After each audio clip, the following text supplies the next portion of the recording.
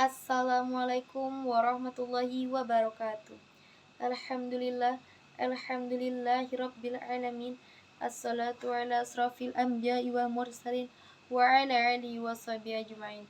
Amma ba, yang saya hormati Dewan Juri yang alim lagi bijaksana, yang pertama-tama marilah kita panjatkan puja-puji syukur atas kehadiran Allah, yang mana Allah yang maha pengasih, yang kasihnya tak pernah pilih kasih, Allah yang maha penyayang, yang sayangnya tak pernah berkurang, Allah yang suka melihat hambanya yang bersyukur, tapi Allah murka dengan hambanya yang kufur.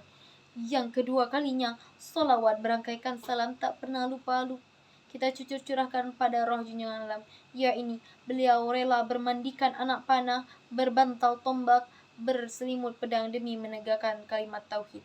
La ilaha illallah. Siapa dia? Man huwa, kata orang Arab. What is your name, kata orang Inggris. Sapa jenenge, kata orang Jawa. ini habibina wa syafi'ina wa maulana Muhammad sallallahu alaihi wasallam bil lafzi Allahumma salli ala Sayyidina Muhammad wa ala ali Sayyidina Muhammad. Yang ketiga kalinya, saya tidak akan perpanjang mukadimah, saya masuki judul ceramah yang berkenan dengan pentingnya menjaga lisan. Hadirin wal hadirat rahimakumullah. Menjaga lisan adalah suatu hal yang sangat penting. Karena apa, hadirin? Karena orang yang menjaga lisan merupakan orang yang beriman. Pepatah Jawa pernah mengatakan, ajining diri ono in lathi, yang artinya harga diri atau martabat seseorang tergantung dari ucapannya. Jadi, maka dari itu, kita sebagai umat muslim harus bisa menjaga lisan. Jangan sampai berkata bohong, apalagi fitnah. Rasulullah SAW pernah bersabda dalam sebuah hadis yang diriwayatkan oleh Al-Bukhari yang berbunyi, Salamatul insani fi hibzil lisani, yang artinya keselamatan manusia tergantung pada kemampuannya menjaga lisan. Hadirin wal hadirat rahimakumullah. Menurut para ulama, lisan seseorang bisa lebih tajam daripada pedang. Karena apa, hadirin? Karena jika sudah melukai hati seseorang, lukanya akan terasa sepanjang hidupnya. Rasulullah SAW pernah bersabda di dalam hadis lain, hendaklah engkau menjaga lisanmu dan diamlah, karena diam dapat menjauhkanmu dari syaitan dan dapat membantumu dari urusan agama. Hadis riwayat Ahmad. Hadirin wal hadirat rahimakumullah. Di era media sosial atau yang biasa kita sebut medsos, ucapan tak hanya keluar melalui lisan saja. Beragam medsos yang ada memudahkan kita untuk berinteraksi dengan orang lain. Yang dahulu sebelum medsos dilahirkan, jika kita ingin berinteraksi dengan seorang, kita harus bertemu atau minimal melalui sambung telepon. Namun, di saat ini kita bisa berinteraksi tanpa harus bertemu dengan orang lain.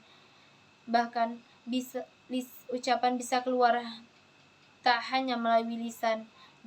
Jemari kita pun saat ini bisa berbicara di media sosial. Media sosial menjadi riuh dan berbagai hal dengan perkataan, baik itu perkataan buruk maupun perkataan saling menyindir hingga fitnah. Padahal manusia dianjurkan untuk diam ketimbang mengatakan sesuatu yang tak baik. Selain itu, Allah Subhanahu wa Ta'ala juga memperingatkan kepada manusia mengenai pentingnya menjaga lisan. Sebab apa, hadirin? Sebab akan selalu ada malaikat di samping kita yang tak luput mencatat setiap ucapan apa yang kita ucapkan, baik itu ucapan baik maupun ucapan buruk.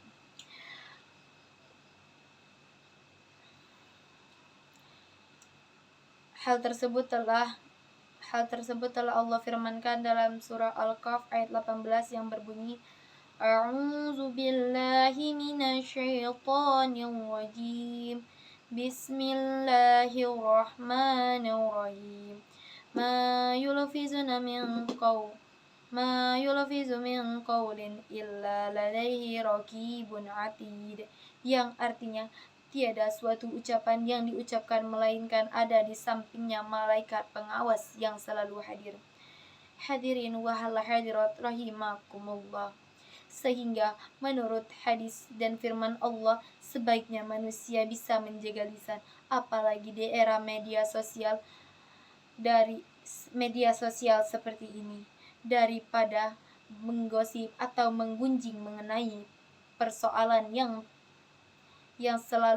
belum tentu benar, apalagi menjerumus ke fitnah. Manusia hendaklah lebih baik diam. Hadirin wal hadirat rahimakumullah. Ada berbagai cara untuk menjaga lisan. Yang pertama, tidak menyampaikan apa yang didengar kepada orang lain.